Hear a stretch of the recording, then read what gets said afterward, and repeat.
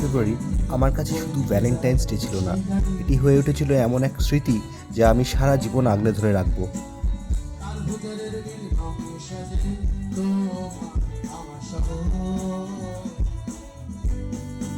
এবছর আমার পরিবারের সাথে কৃষ্ণনগরের মাদারসাটে গিয়েছিলাম অনির্বাণ ভট্টাচার্য এবং তার ব্যান্ড হুলিগানিজমের দুর্দান্ত লাইভ কনসার্ট উপভোগ করতে। আর সত্যি বলতে পুরো অভিজ্ঞতাটাই ছিল এক কথায় জাদুকরী।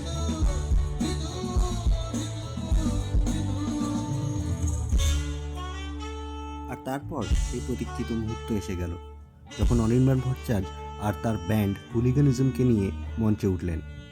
মুহূর্তের মধ্যে পুরো পরিবেশটাই বদলে গেল। দর্শকদের উচ্ছ্বাসে চারিদিক মুখরিত হয়ে উঠেছিল। আলো একটু ম্লান হলেও ইনস্ট্রুমেন্টের সুর মেলানো হলো শেষমেশ।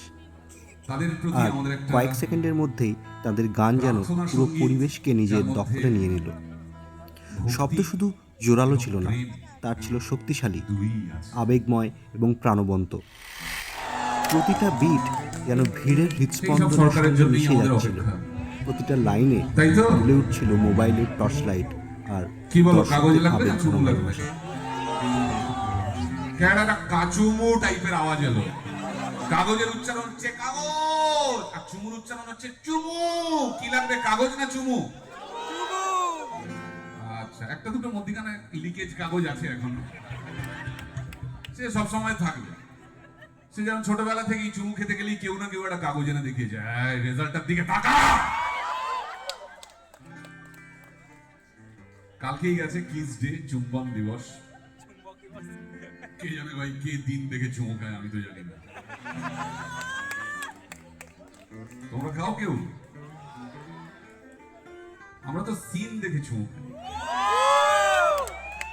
তাই না? আশেপাশে কেউ আছে কিনা, আলোটা কম কিনা। গলি টলিতে চুমু অবশ্য ছোটবেলায় খেতাম, খেতে হতো। যারা ছোট আছো তারা জানো। এখন আমরা চার দেয়ালের মধ্যেই চুমু খাই। তাই চার দেয়ালের মধ্যে চুমু খাওয়াকে কিভাবে এক্সাইটিং করে তোলা যায় সেই নিয়ে মাথায় নানান রকম বুদ্ধি আমাদের কলেজ জীবন থেকেই আসছে। ওটা দিয়ে গেছে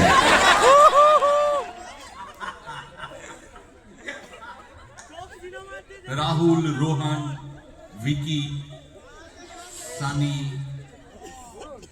যাই হোক, রোহন শিওর মন ভালো নেই। আর কার? সৈকতের মন ভালো নেই। শুধুই রোহন, সৈকত, সৌরভ প্রেমের দিবসে শুধু নারীগোপালা ছেলেগুলো, আর কোনো মানে মহিলাদের না। বলুন, নারীগোপে আবার তোর কি? পৌশালীরও মন ভালো নেই। চারজন তিনজন মতো হলো। হ্যাঁ হ্যাঁ, তোমারও মন ভালো নেই? আচ্ছা আচ্ছা, আর কার মন ভালো নেই বলুন? মন ভালো নেই, এতগুলো লোকের মন ভালো নেই প্রেমের দিনে। এতগুলো লোকের মন ভালো, হ্যাঁ বুঝতে পারছি, হাতগুলো উঠছে, একদম বুঝতে পেরেছি। ঠিক আছে, কি আর করা যাবে, মন ভালো নেই যখন, তখন মন ভালো নেইকে এই ভালো না থাকাকে করতে হবে। তাই এটা মন ভালো না থাকার একটা র‍্যাপ হোক নাকি?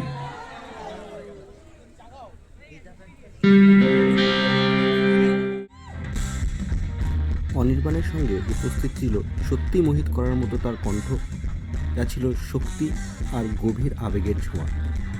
ব্যান্ডের প্রত্যেক সদস্যরা অসাধারণ পারফরমেন্স করেছিলেন। গিটার, ড্রামস আর প্রতিটি ইনস্ট্রুমেন্টের সুর একসঙ্গে মিলেমিশে তৈরি করছিল এক অবিস্মরণীয় সঙ্গীত যাত্রা। দর্শকরা একসঙ্গে গাইছিল, একসঙ্গে উদযাপন করছিল এই মুহূর্তটা।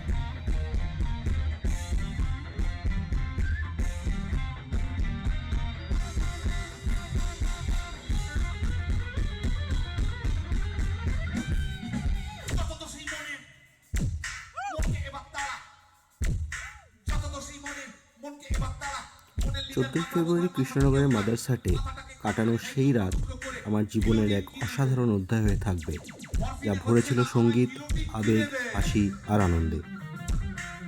আমি সেদিন বাড়ি ফিরেছিলাম ভরা হৃদয় নিয়ে, মাথায় অসংখ্য সুর নিয়ে আর এমন কিছু স্মৃতি নিয়ে যা চিরকাল আমার সঙ্গে থাকবে।